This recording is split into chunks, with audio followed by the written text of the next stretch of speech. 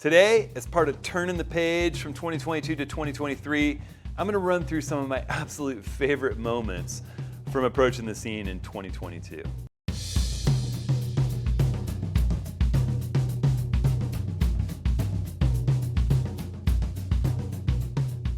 Well, hey everyone, a little bit early Happy New Year's today. This is the final approaching the scene of 2022.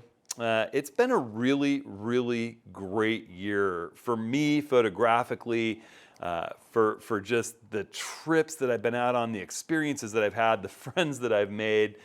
It's been wonderful to be back out teaching workshops after all the stuff that happened in 2020 and getting so holed up and confined to be out in the world, being creative, working with other people, running live instruction in the field has just been fantastic. And it's been a fun year of approaching the scene. So today, I'm going to run through a list of sort of highlights from the year. Some of my favorite approaching the scenes videos. Not the most popular, but some of my favorite moments. And I'll put links in this video's description to each and every one of these videos that I'm describing. And there's also a link that you can go to download a list of every approaching the scene episode from the beginning, from approaching the scene 001, with the topics of that video, and it's a clickable, linkable guide to run through and find episodes about topics that you might be more interested in than others. I know there's been a lot of episodes over the years, and so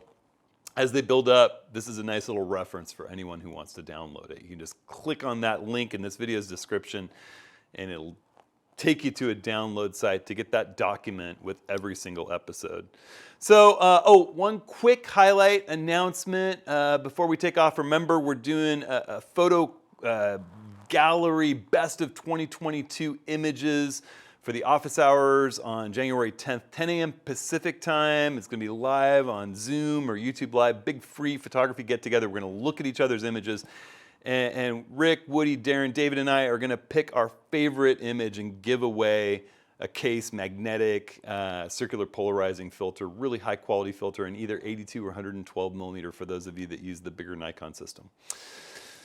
All right. Oh, that and the fact that we are about to launch our Oregon Coast workshop for this coming summer. All the other workshops are sold out, except that we had one couple cancel in the second Cuba workshop. So there are 2 spots in Cuba if you want to jump in and take a look at the open workshops on my website. Again, if you're interested in the Mid-Oregon Coast workshop this summer, it's late summer when we'll have better weather for stars and potential clear skies.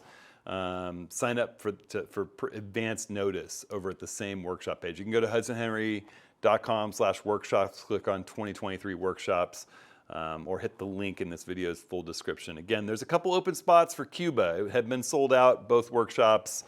Now there's 2 open spots, so jump over there and check it out if you're interested. That's going to be an amazing trip, as is the Oregon Coast. All right, so jumping into some of my favorite moments from this year. You know, this year's been a great year photographically for me. Lots of great times out in the field, and also lots of really cool new equipment. And a couple of things that really surprised me over the course of this last year. You know, one being how much I love running around with this little Leica Q2 when I don't have a big camera kit with me, and how much I love having it with me with my family and just photographing people on workshops or just having it along all the time, and just what a kind of revelation that's been to me and how it's led me to do more black and white photography. Another has been the big bad Z9 from Nikon, along with the lenses that came out this year, the 100 to 400 and the 800 millimeter and some others, the 24 to 120. I have absolutely fallen in love with my first big pro body camera and some bigger lenses, the 100 to 400 and the 800, and I sort of get why, just to balance it properly, you need the dual grip. And I've embraced the bigger camera and some of the amazing autofocus capabilities that this particular camera brings in a new way, particularly to Nikon users, but just in general, it's a top tier pro level camera, and it's been great fun to use. So the first episode I would say was the one where I took it out for the first time on a trip, and it really knocked my socks off. And I came back kind of blown away. I had been expecting to say, oh, it's great, but it's not something I really need. I want a smaller camera. So ATS 184 was my first experience with Nikon Z9 and the 100 to 400. And it was down in Baja, a place called La Ventana, where my family and my friends love to go kite surfing every winter. We're actually packing up right now for another trip this January. And I took it down there and was just blown away with what I was able to capture of birds in flight and kite surfers and action. So I did this video with sort of my first impressions and my raves about both this 100 to 400 millimeter lens and this Z9 body that I had just gotten to take down there. I got it around Christmas time last year. So then the next video was shortly thereafter, which was approaching the scene 187. With this new kit, I decided it was time to sell some of my old gear, and I really scoured the internet, looked around, thought about eBay, and eBay's just changed enough over the years that while I still enjoy buying from reputable sellers on eBay, selling's become a little bit more fraught, a little bit more difficult. There's a little bit more risk in trying to sell just because of some people who aren't operating as good community members there. And you know, I went out and checked out a bunch of different sites for selling and buying used equipment, and I really, really liked mpb.com. And I and my friends have been using it ever since. And since I put this video out, you know, early this year, I've had so many people send me messages saying, you know, they gave me a fair price and they actually upgraded the gear when I sent it to them and offered and gave me more money than they had offered based on my description of the items that I was selling and the instant quote that they gave me on the internet. That happened to Rick. It's happened to a number of my friends, and I've gotten emails from at least 8 or 9 approaching the scene community members who've said that they described their camera as good. It came back, the MPB upgraded it to excellent and gave them an extra $100. So, you know, pretty amazing. I have only once been downgraded, and there was a little issue that I missed with the lens when I had them send it back to me because it really wasn't worth very much money. And when I looked at it, I thought, ooh, you know, there's something a little hinky with its autofocus motor. All right. Another video, ATS 190, coming back to the Z9. There'll be a few to do with the Z9, a few that have nothing to do with any camera brand in particular. A lot of people moving from Z6s, Z7s, D200s, D800s into this land with banks. You know, and with this new camera with so many capabilities, banks become important. And the fact that the banks are less a locked-in set point than a bookmark that you can return to where you were last in those banks. I did a whole video because people were confused about how they work and how to best use them and how to back up your settings in them given that they're never really fixed. And I did a whole video on that, including the fact that the only really way to save your initial settings that you love in this camera is to save your settings to the memory card and then be very careful not to format those settings off the card. And you know, there's been a number of discussions in the wake of this ATS 190 on how to use the bank modes in the Z9 and how to back them up.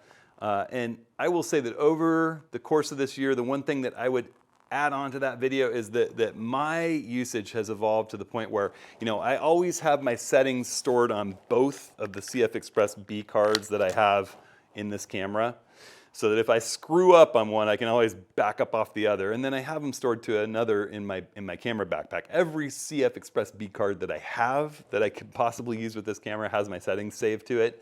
And what I do is I load the settings off the memory card into the camera so that they're at my base settings before I format the card, and then I save the settings again. So I load them so that they're where I want all the settings to be, format the card, save them again to the card. That's the best way to do it. It's quick. You know, it's an extra couple steps, but that way you keep your settings backed up. ATS 198 was about the amazing larger of the two monitors sitting behind me, the one that's set up more horizontal landscape mode. That's a BenQ photo-specific monitor.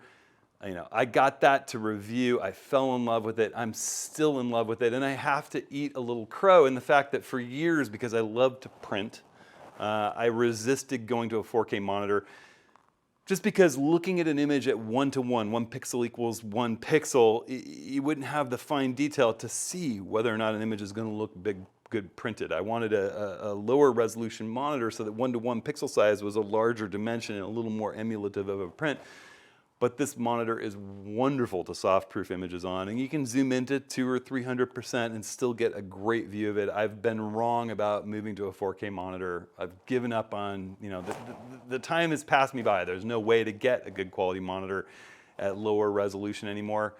And this monitor is wonderful. I love it. So check out that video if you're interested in any kind of new monitors. I couldn't recommend that monitor more highly. And there's always links. I've got links to all the gear that I use and love and stand behind over at hudsonhenry.com/ATS links. That's always linked in the video's full description as well. Kind of a fun one, a little adventuresome one. ATS 203 was right after David Archer and I got back from leading a workshop in Costa Rica. We were down in the deep, dark jungles, kind of nearly off the grid. Beautiful resort that we stayed in, but going deep into really wild spaces down near the Panama border. You had to take a small plane an hour and a half to get into this area, and both of us had just received the big new Nikon Z telephoto primes. I had the 800 PF, David had the new 400 2.8 with the teleconverter built in. We had an epic time down there, and I did this video that just kind of highlighted how amazing both of those lenses were to use, along with, shooting with the 100 to 400 and my little Z50, and just how amazing the place was, and what a great workshop crew we had, and just some of the sights and sounds. I did some video with GoPro. So if you're interested in a little adventure, that was a fun one. Then we had a couple of on-the-road episodes that I really enjoyed, where Rick LePage and I were actually out in the field and shot a couple of just kind of discussions between the two of us about photography, and people really reacted well to those. We'll be doing more of those the next year. So we did one on the road in Glacier National Park, and we kind of asked people to submit some questions for us to talk about in approaching the scenes on the road. And one of the questions that we got a lot, and that I've heard a lot from, given how excited I was about the Z9, is, what about the other Z cameras? And we addressed that a little bit. Why focus so much on the Z9? What about the other Z cameras? Are they still good? That episode had a fun discussion about that, as well as some fun tales from being on the road in Glacier National Park, and a couple other questions that we addressed. There was another on the road in the Tetons. We did a couple while we were in the Tetons for the workshop that we taught down there.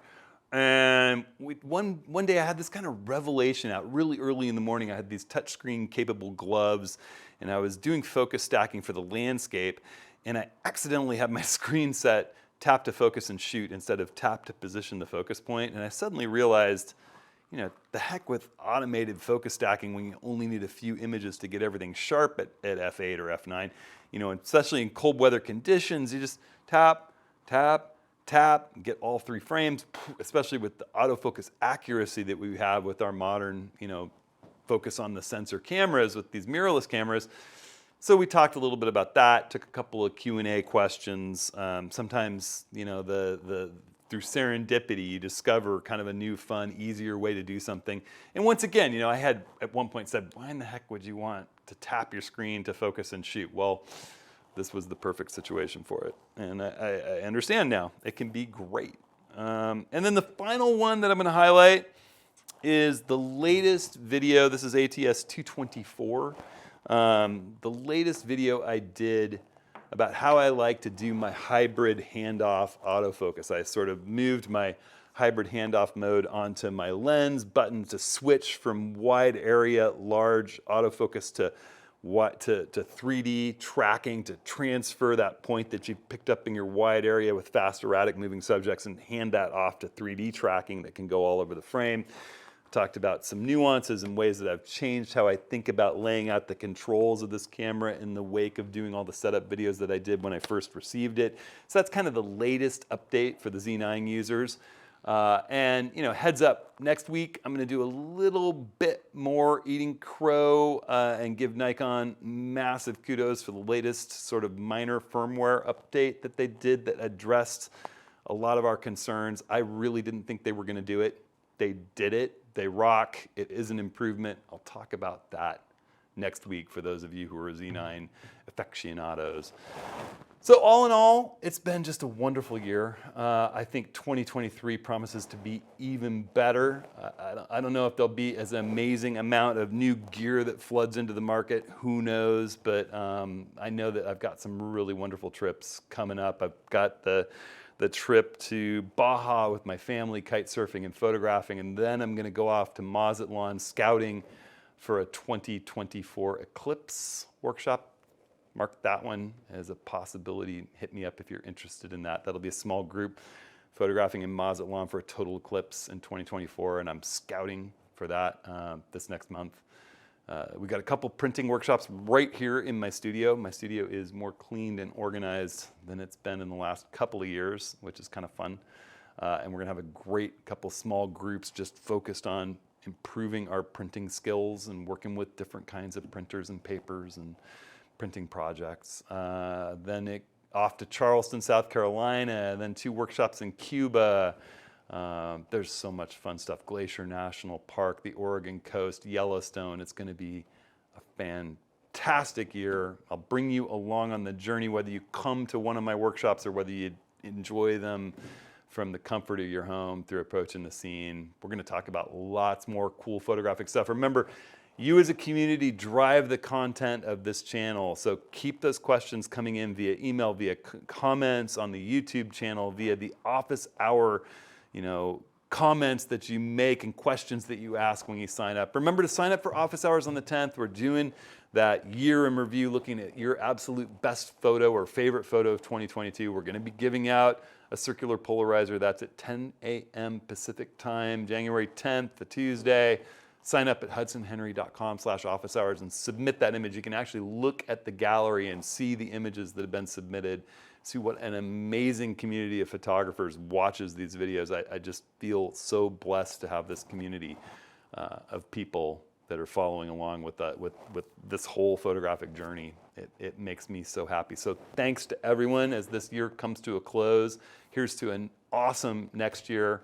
Remember also there's that full list of every Approaching the Scene video with its content and a clickable link that you can easily grab as a download. Just run to this video's full description. You can hit the link and download that so you can easily access all the Approaching the Scenes from the beginning of this whole series. So thanks again, everyone. I hope you're all staying warm, staying safe, enjoying food and family during this holiday season. And we'll see you next year.